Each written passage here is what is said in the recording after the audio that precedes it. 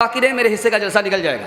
10 से 15 मिनट में आपका जलसा मुकम्मल होने जा रहा है। मुकम्मल कराने के लिए तैयार है? दोनों हाथ उठा दीजिए इंशाअल्लाह। मरने के बाद अमल करेंगे, हाथ उठाइए इंशाअल्लाह।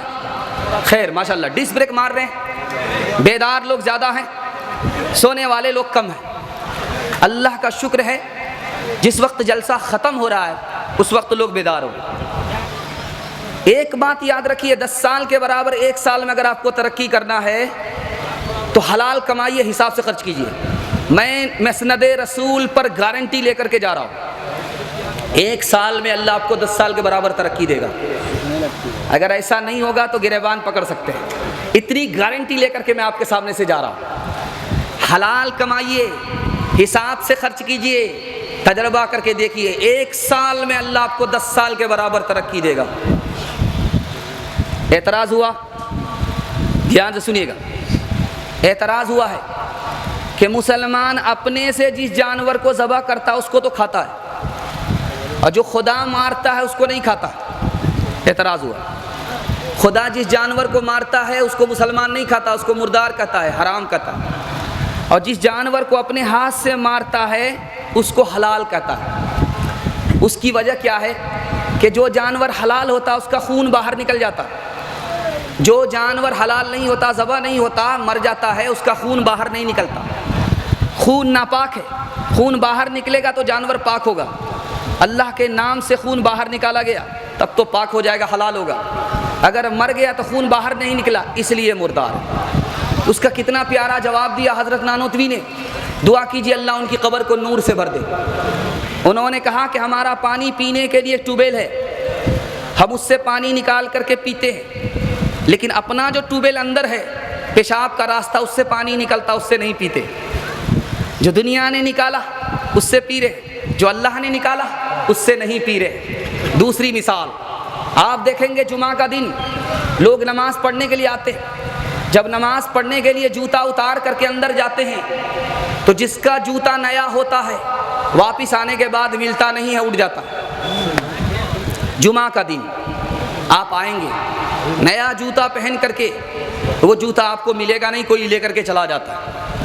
अच्छा, वो कितना होशियार आदमी होता है, अपना पुराना जूता पहन करके आता है, दूसरे का नया जूता पहन लेता, उसको पता भी नहीं चलता। आंख बंद करके लगता है चला जाता है, आंख बंद डब्बा गायब।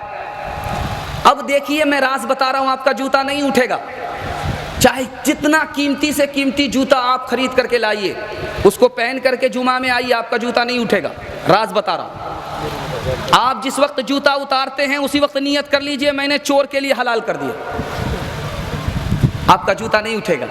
क्यों? इसलिए कि चोर की किस्मत में हलाल है नहीं, इसलिए आपका जूता नहीं उठेगा। चोर की किस्मत में हराम है, हलाल है नहीं। ये तजर्बा है शाह मोहम्मद इसहाक साहब रहमतुल्लाह अलैह का। सब लोगों का जूता उठ जाता था, उनका जूता नहीं उठता था। पूछा कि हुजूर सबका जूता उठ जाता, आपका जूता नहीं उठता? का वजह यह है कि मैं जब जूता पहन करके आता हूँ, उसको उतारता हूँ, नियत कर लेता हूँ कि मैंने चोर के लिए हलाल कर दिया। चोर की किस्मत में हलाल है ही नहीं, इसलिए वो जूता उठा ही नहीं पाता। तीसरी मिसाल, रात का अंधेरा था, माँ ने बेटी से कहा कि दूध में पानी मिला दो। कहा कि उमर ने मना किया। कभी तो उमर भी नहीं है सामने, उमर का को बताने वाला भी कोई सामने नहीं है। कहा ये इंसाफ नहीं है कि उमर को पीठ पीछे माना ना जाए, जब उमर सामने हो तो उसकी इताअत की जाए। हज़रत उमर ने कान से सुन लिया। दिखाने के लिए जा रहा हूँ हलाल में कितनी ताकत है, हलाल में कितना पावर है और हराम में कितनी बर्बादी है, दिखाने के लिए जा रहा हूँ। इसको ध्यान से सुनिएगा। हज़रत उमर ने सुन लिया कि इस लड़की ने कहा कि दूध में पानी नहीं मिलाएंगे, इसलिए कि उमर ने मना किया है।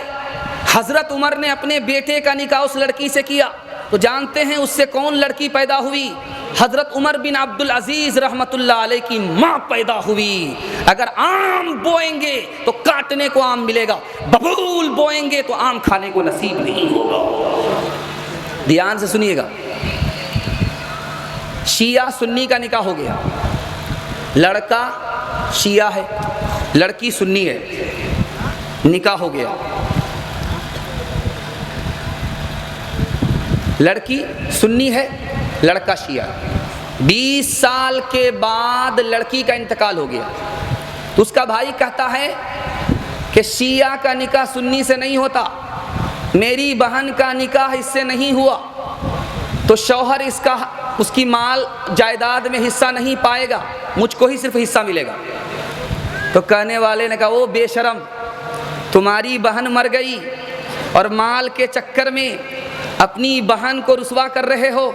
जब निकाह नहीं होगा तो क्या होगा? जिना होगा, और जिना से तुम्हारी बीवी बहन बदकार हो गई, तुम्हारा बहनोई बदकार निकल गया।